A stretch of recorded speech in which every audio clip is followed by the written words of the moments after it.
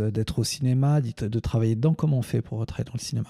Il y a deux facilités pour être au cinéma, c'est d'être d'une famille du cinéma et d'être juif. C'est les deux choses qui facilitent. Quand on n'est ni l'un ni l'autre. Quand on n'est pas d'une famille de cinéma ni juif, c'est beaucoup plus difficile. Et je pense qu'aujourd'hui, c'est plus difficile que jamais, parce que c'est plus fermé que jamais.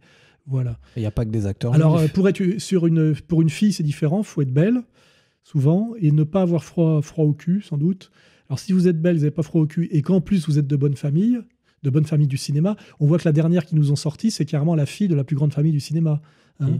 La petite Schlumberger, là, qui joue dans un James Bond, qui a une palme d'or à Cannes, c'est carrément la... Il n'y a pas que des acteurs juifs dans le cinéma. Enfin, il y a quand non, même, mais il ne faut pas me faire dire ce que j'ai pas dit. J'ai dit qu'être juif, ça facilite pour faire du cinéma. C'est pas la peine de dire autre chose que ce que j'ai dit. C'est clair. Voilà. Le cinéma est au départ un artisanat et un truc d'ingénieur.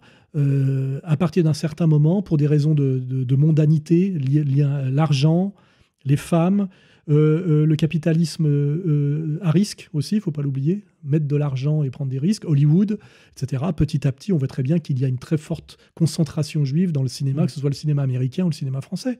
C'est pas la peine de tourner autour du pot, c'est une certitude. Je pense qu'un acteur comme Diefenthal n'aurait jamais trouvé à jouer s'il ne s'appelait pas Diefenthal, c'est une évidence, quoi. Et dans le cinéma français aussi, c'est quelque chose que l'on retrouve. Bien sûr. Il y a des parallèles entre le cinéma américain et le cinéma français. Je parle en termes de production, c'est-à-dire qui contrôle les productions, les budgets, etc. Ça vient Il y a d'où? deux grands lobbies dans le cinéma, je l'ai déjà dit, le lobby juif et le lobby gay. Hein. Le lobby gay, c'est plus récent, mais il est très puissant aussi.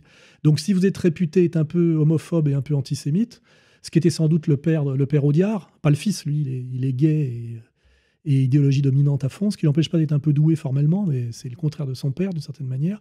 Aujourd'hui, Audiard ne ferait pas de cinéma, c'est une évidence. Il serait considéré comme néo-fasciste, quoi. C'est une certitude. Jean Gabin pourrait pas jouer non plus. Il serait considéré comme un beauf néo-fasciste. Ouais. Voilà.